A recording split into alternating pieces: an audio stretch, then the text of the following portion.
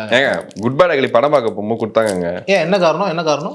அப்படி தலைவலிக்கு என்ன கொடுக்குறாங்க? நம்ம த்ரோட் இருக்கு இல்லையா, ஆக்சுவலி விக்ஸ் வந்து எதுக்குன்னா நம்ம த்ரோட்ல கீச் கீச்சாயிரும் நீங்க கத்தி கத்தி அப்படின்றதுக்காக கொடுத்தாங்க. பட் அந்த மாதிரி ஒரு ஃபீல் வந்து ஐ மீன் நான் அந்த அளவுக்கு கத்தல, பட் ஏகே ஃபேன்ஸ் வந்து பயங்கரமா அந்த மாதிரி கத்தலன்றீங்க. என்ன அவங்களுக்கு ஹை மூமெண்ட்ஸே இல்லையா? கத்துற மாதிரி அதாவது படத்துல ஹை மூமெண்ட்ஸ்னா 1 2 3 இருந்தா நம்ம கத்தலாம். படமே ஹை மூமெண்ட்ஸ் இருந்தா என்ன பண்ணுவீங்க? ஸோ எனக்கு படம் ஃபுல்லாக வந்து ஒரு ஹை மூமெண்ட்ஸாக இருந்துச்சு. நான் உள்ளே போய் ஸ்டாச்சுவாக உட்காந்துட்டேன். வாவ் வாவ் வாவ் வாவ்னு நம்ம வாயை தொடர்றதுக்குள்ள அடுத்து கொடுத்துனே இருக்காங்க. ஐ மீன் சீன் சொல்கிறேன், வரிசையாக வந்துகிட்டே இருக்குது.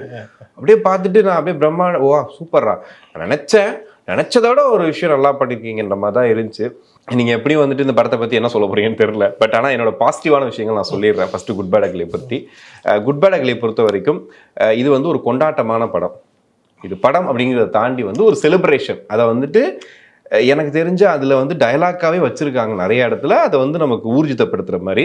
அதில் குறிப்பாக ஏகே வந்து ஒருத்தர் சொல்லுவார் ஓப்பனாகவே, இப்படி தானே பார்க்கணும்னு ஆசைப்பட்டீங்க அப்படின்னு சொல்லும் போதெல்லாம் எனக்கு தோணிச்சு, அவரே சொல்கிறாரு இனிமேல் இப்படி கேட்க மாட்டீங்கல்ல அப்படின்னு. ஏன்னா அந்தளவுக்கு எல்லாத்தையுமே வச்சு செஞ்சுட்டாங்க.